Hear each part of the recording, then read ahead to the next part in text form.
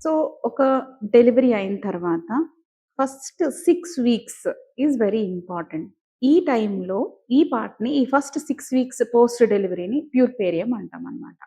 So, ఈ టైంలో మన బాడీ నార్మల్ స్టేట్‌కి వస్తుంది. అంటే ఫస్ట్ థింగ్ మన యూట్రస్ ఎన్‌లార్జ్ అయిన యూట్రస్ నార్మల్ స్టేట్‌కి స్లోగా వస్తూ ఉంటుందనమాట. దీన్ని ఇన్వల్యూషన్ ఆఫ్ యూట్రస్ అంటాం. ఇది నార్మల్ స్టేజ్ కంటే కంప్లీట్‌గా నార్మల్ స్టేజ్‌కైతే రాలేదు. నియర్ నార్మల్ సైజ్‌కి వస్తుంది. దానికి 6 వీక్స్ మినిమమ్ అనేది పడుతుంది.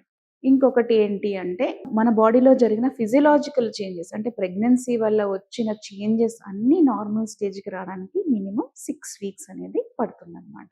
అండ్ మన బాడీ ఒకసారి డెలివరీ అయిన తర్వాత లోపల ఉన్న ప్లసెంటల్ డెబ్రీ అంతా బయటికి రావడానికి ఒక సెక్రిషన్స్‌లా బయటకొస్తాయి. లూకియల్ డిశ్చార్జ్ అంటాం. అది గూడా ఈ ప్యూర్పేరియం టైంలో మనకి బయటకొచ్చి యూట్రస్ అంతా క్లీన్ అయ్యి నార్మల్ స్టేజ్‌కొస్తుంది. సో, ఒకవేళ భార్యాభర్తలు కలవడం స్టార్ట్ జేయడం అనేది ఈ ఫస్ట్ 6 వీక్స్ తర్వాత స్టార్ట్ జేయాలి. ఈ ముందు అనేది చేస్తే గనక రిస్క్ ఆఫ్ ఇన్ఫెక్షన్ ఎక్కువుంటుంది. అండ్ ఒకవేళ బై ఛాన్స్ ప్రెగ్నెన్సీ వస్తే గనక చాలా కాంప్లికేషన్స్ అనేవి ఎక్కువగా ఉంటాయన్నమాట. సో, ఫస్ట్ 6 వీక్స్‌లో భార్యాభర్త కలవడం అనేది కరెక్ట్ కాదు. తర్వాత కలవడం స్టార్ట్ చేయొచ్చు. ఫస్ట్ 6 వీక్స్ తర్వాత.